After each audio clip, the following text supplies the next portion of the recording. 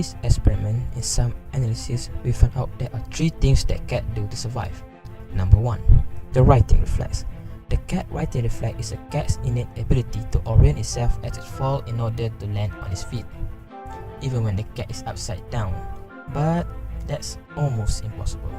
So, according to Newton's first law, an object at rest will stay at rest unless acted by an external force. There's no angular momentum acted on the cat to be able to rotate. Even if there is some angular momentum, the cat cannot start from rotating. So, how the cat managed to pull it off? Well, here's the trick. After determining down from up visually or with the gyro in the inner ear, cats manage to twist themselves to face downward without even changing their net angular momentum. They are able to accomplish this with these 3 key steps. Number 1, bend in the middle so that the front half of their body rotates about a different axis from the rear half. Second, tuck the front legs in to reduce the moment of inertia of the front half of their body, and extend the rear legs to increase the moment of inertia of the rear half of their body.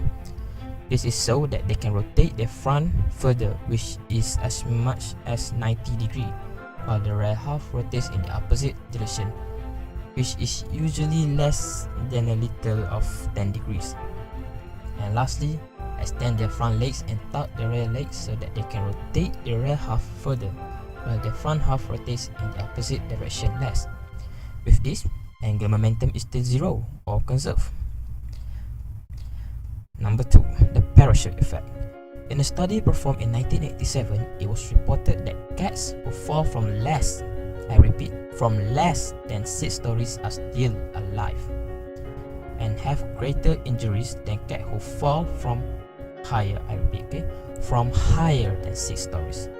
Now that's mind-blowing. Imagine 2 cats that challenge each other. Hey, let's jump off the building, the higher the better. And the challenge starts, resulting that the higher the cat jump on the ground with the less injuries. It has been proposed that this might happen because cats reach terminal velocity after righting themselves at about 5 stories. And after this point, they are no longer accelerating and can no longer sense they are falling, which causes them to relax, leading to less severe injuries in cats who are fallen from less than 6 stories. Because admit it, if you fall down from less than 6 stories, we started to panic. Simple as that. At the fall interval, cats reach terminal velocity, which is the speed at which downward tug or gravity is matched by upward push of the wind resistance at slow speed as cats are small in size. Take the advantage. Cats spread their legs to create a sort of parachute effect, also to expand their surface area, thus increase the wind resistance towards the cat, resulting in the cat from falling down in a lower speed. Lastly, the shock absorber. Cats have long muscular legs adapted for climbing trees that act as great shock absorbers. The same large muscles that allow them to jump many times their own height allows them to divert energy into decelerating them once they hit the ground, instead of, breaking bones. Because much of what is disruptive about a collision is how rapidly a body decelerates.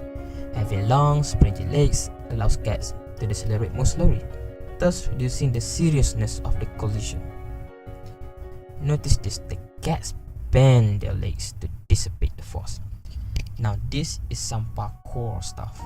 Watch this brake fall of a parkour expert. They roll down after the feet hits the ground to dissipate the impulse, which obey the rule that we have learned, which is F equals to mv over t.